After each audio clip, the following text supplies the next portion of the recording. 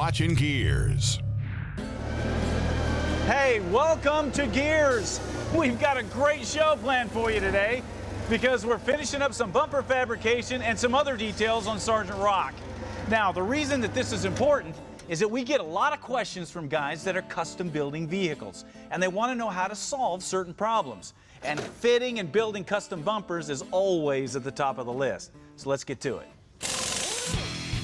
One cool thing that has happened in the off-road world over the past few years is the availability of some really cool bumpers. Instead of just bending up a bunch of tubing and calling it a bumper, companies are now putting a lot of time and design work into making something that actually fits the body lines of a truck. But the problem is, most of these really cool bumpers are for late model vehicles. So if you got something old like this, or something custom like this, well, you pretty much knew that you were going to have to hand build your bumpers like we did on the rear of Sergeant Rock here.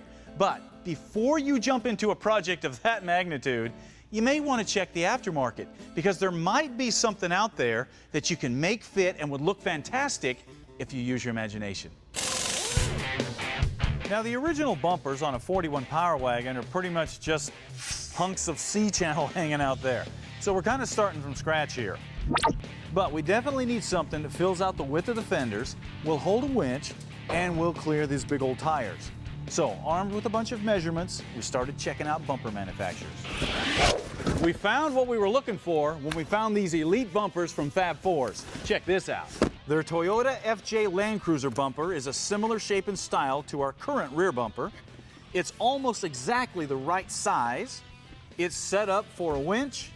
It's got tabs for D-ring hooks, pockets for lights and turn signals, all kinds of accessories. So, the only trick now is making it fit. The first step is to mock the bumper in place and level everything out until it's sitting just like you want it. Now make sure that you take some time here, because just a few inches up or down can make a world of difference in the final look and fit of the bumper. Once it's decided, the work begins.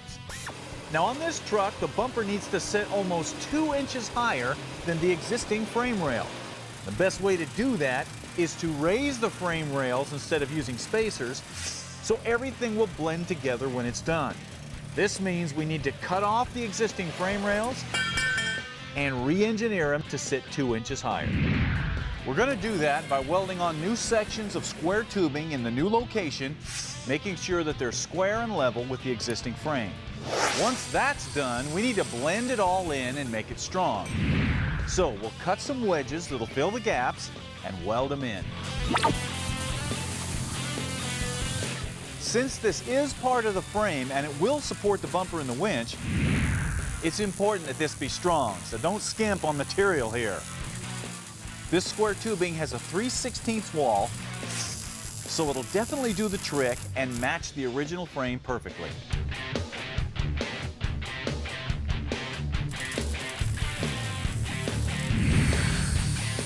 Once the welding is done, fire up your grinder to smooth everything down, because we want this to be seamless and smooth like the rest of the frame.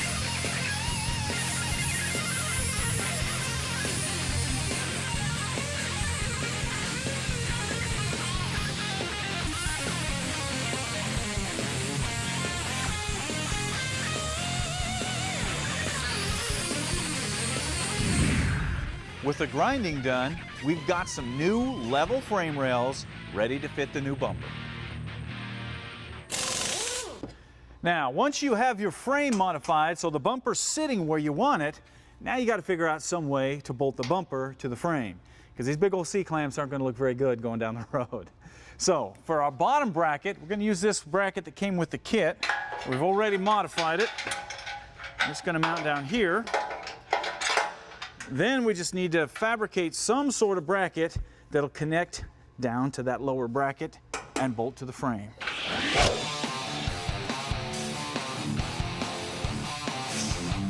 Once again, we start with a cardboard template to get our basic shape.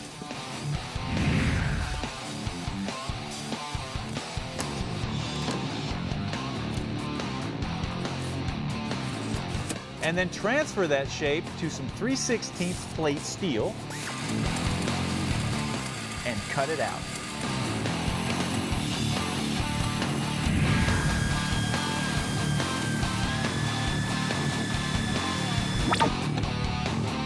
Then, using our iron worker, we'll put the proper bend in the plate and fit it in place. Once we've got it fitting right, we'll weld it all together, adding gussets and mounting holes, and then grind it down smooth. Now this will give us a mounting plate that's extremely strong because it supports the top, the middle, and the bottom of the bumper. And it looks good too because it blends right in with the rest of the truck.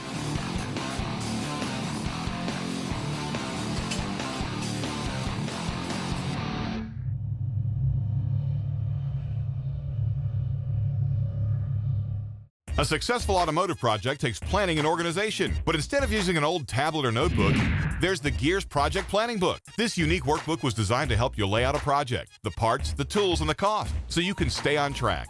It even has places to attach photos and document your progress to keep you motivated. And if you ever decide to sell the vehicle, it serves as a complete history of what's been done. If you're in the middle of an automotive project or thinking of starting one, the Gearz Project Planning Book is the best way to lay it out and make it happen.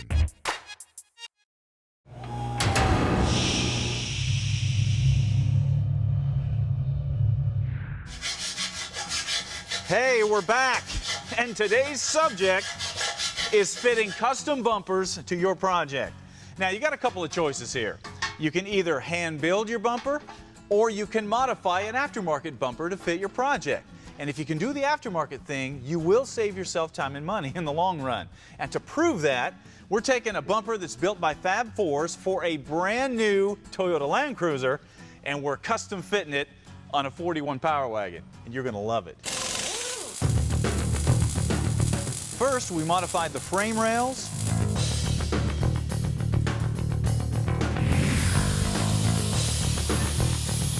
Then built our mounting brackets so we had the bumper sitting where we wanted it. The next step is to fit the winch to the bumper. And since we're using this 15,000-pound Warren electric winch on this project, it's a pretty tight fit into the bumper. We had to do a little bit of massaging to get it to fit right. The controller will mount on the frame rail behind the bumper so it's out of the way but still easily accessible. With that done, we'll muscle the bumper and winch in place and bolt it up.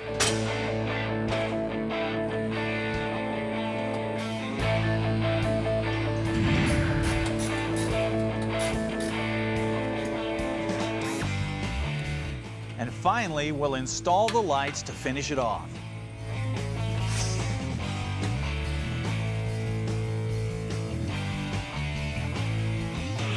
And there you have it, a very cool custom bumper that looks like it was hand fabricated for your rig, except you didn't have to spend all the extra time hand building a bumper. And the best part is, since we started with an aftermarket bumper, if we ever destroy this thing or need to replace it, we just bolt on a new one from Fab Fours. And that gives us the best of both worlds, custom and bolt-on replacement all in one package.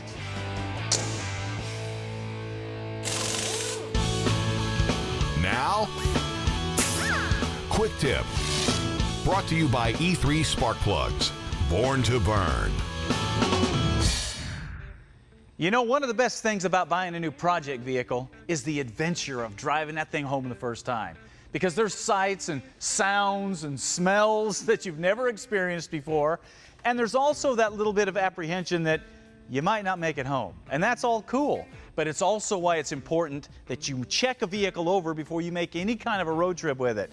Doesn't matter how good it looks, you need to check it out, especially if you just bought it. For example, this old Bronco sat in a garage for 15 years. It was well taken care of, low miles. You would think that you could get in this thing and just drive it anywhere, right? Well, once we got it in here and started taking it apart, we found a lot of things that you would want to fix before you would take this on a road trip. Check it out.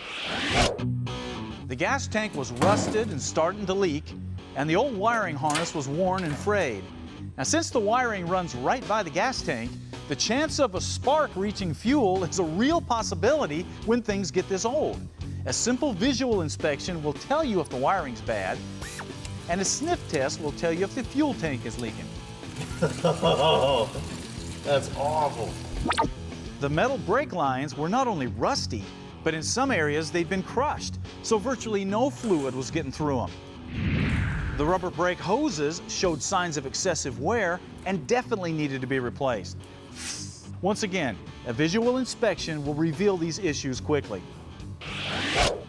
The rear axle seals were shot, and the bearings themselves felt like they had gravel in them. It wouldn't have been long before these would have failed and left you stranded. A simple test drive will reveal noise or vibration that could indicate these kinds of bearing or drive shaft problems. Now, the tires looked really good at first glance, but when you roll them around, you see we've got one that has completely separated and is about to pop like a tick on a dog. If you don't catch something like this with a visual inspection, a test drive will definitely point this out, if you even make it back from the test drive. Now, obviously, there's some other things you need to check out, like the cooling system and oil pressure and steering linkage, things like that. And a lot of these things are just annoyances that could leave you stranded on the side of the road. But there's others, like that tire, a lot more serious than that. So make sure you spend some time looking a vehicle over before you just head on down the road with it. It could keep you from having to make a long walk home later on.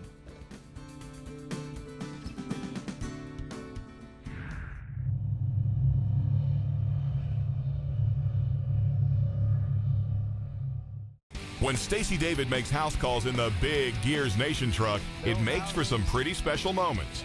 But if they can't come to your garage, the next best thing to do is check out the stuff they have online to help you out. Things like DVDs, wiring and build books, apparel and fender covers are just some of the things you'll find to help you with your project or make a great gift for that certain car nut in your life. If you're ready to get out there, build something, and then go smoke the tires on it, StaceyDavid.com can help you do that.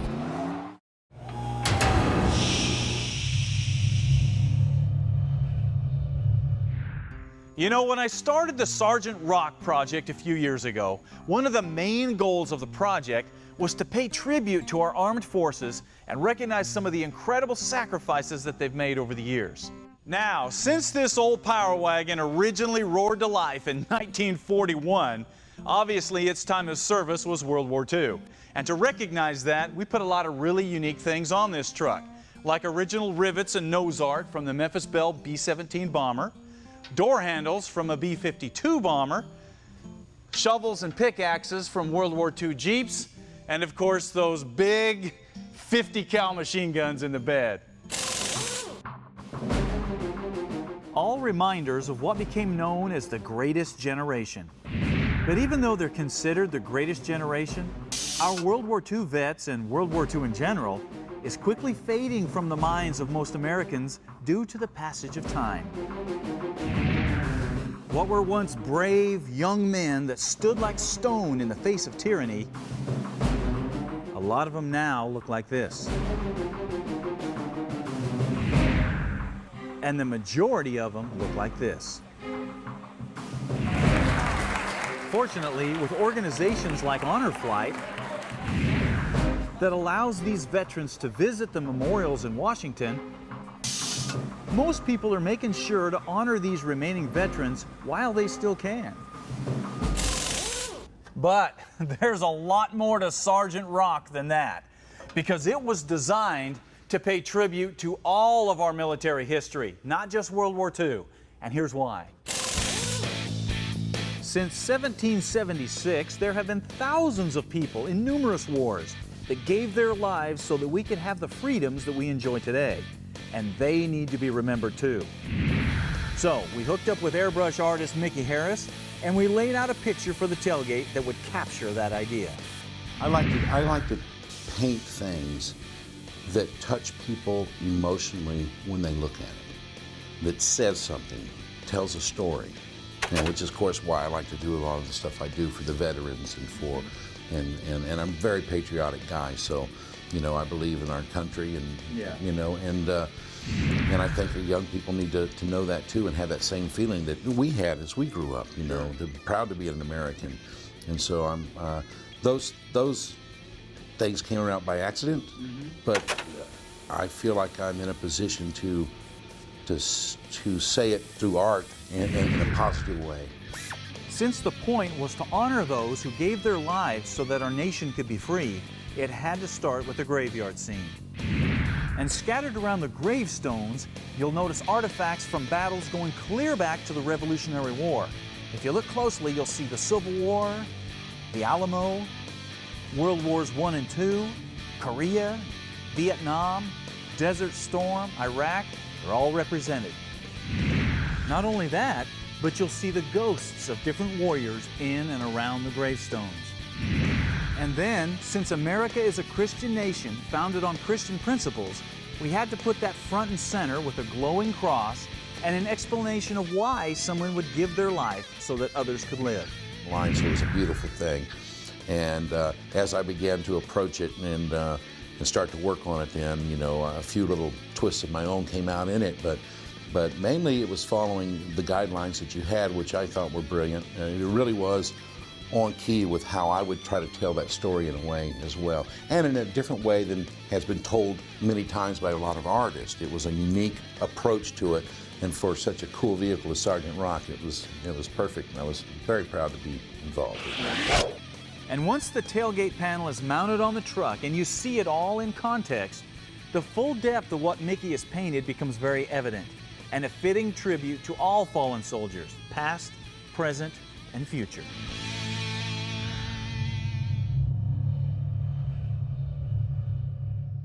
If you've got a cool project and would like to show millions of other gearheads what you're working on, you need to join Gearz Nation. This is a free, interactive online community of auto enthusiasts that will allow you to learn from, share with, and encourage others, and at the same time, show off your project. There are also premium memberships available for access to special merchandise and the entire Gearz catalog. If you're into mechanical things, you're welcome on Gearz Nation. And who knows, you might even see your project on TV.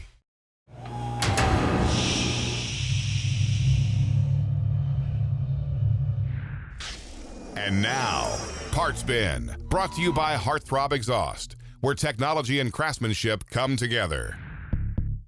It's a fact that water injection can be a real benefit to a diesel engine, and a lot of people have tried it over the years, including Rudolph Diesel himself on his early engines. But the technology just wasn't there at the time to do it right. But it is now, and Snow Performance has got it dialed in with their water methanol injection systems called the Boost Cooler MPG Max. Now check this out. It comes with the tank, and of course the pump and the solenoids and the lines and the hardware and the controller, everything that you're going to need to bolt this in your truck and go. Now the way it works, when you need that extra little bit of power when you're towing or hauling or stomping on it, it injects a mixture of water and methanol to lower your exhaust temperatures, but at the same time giving you more power while using less fuel. The best part is you can stack this on top of other programmers to make those work even better. And since this system lowers temperatures, you can run the hottest tunes and not blow everything up. Water methanol injection also reduces soot and emissions significantly, so you're not laying down a big smoke screen when you stomp the pedal. If you've got a diesel engine and you want it to run its best, well, you need a water methanol injection system, and the MPG Max is only available from Snow Performance. When it comes to gearheads, one thing's for sure, we love metal. Whether it's polished or brushed or stainless or steel or copper or aluminum, it doesn't matter. Metal is a major part of every car project. But the question is, how do you keep your bare steel from rusting like this? Or your aluminum from tarnishing like this? Especially after you've spent a ton of time polishing out a wheel like that. Well, there's a product that can help you, and it's called Shark Hide. Check this out.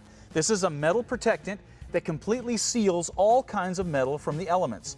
Now, when you look at this, it just looks like water. Matter of fact, to put it on, you just pour it on a rag and wipe it on. That's it. No buffing, no polishing, no spraying.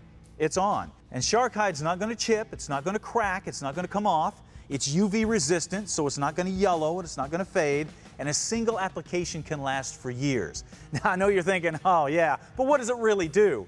Well, it seals the metal, keeps salt, road dust, brake dust, anything that's going to tarnish or cause your metal to rust from getting to the metal, which means you don't have to polish your wheels every week anymore. You polish them once, put on Shark Hide, and from then on you just hose them down, wipe them off, and go to the car show. They'll look just like that. If you're tired of messing with old, dirty, tarnished metal, You got to get some shark hide. When you're working in your garage, one thing is for sure, you are gonna get dirty. That's the easy part. The hard part is cleaning yourself up before you drag your essence into the house and sprawl yourself all over the white couch. That's why mechanics for years have been reaching for Fast Orange. It's got just the right amount of cleaners and pumice to cut through all that greasy goo, even around those pesky fingernails. So when you're ready to clean yourself up, Fast Orange can help make it happen.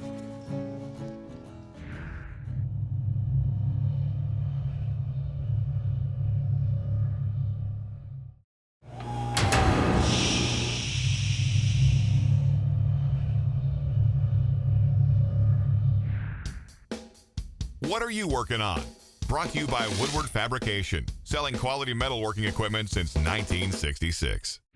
Today's What Are You Working On comes from Charles Roybal from El Paso, Texas.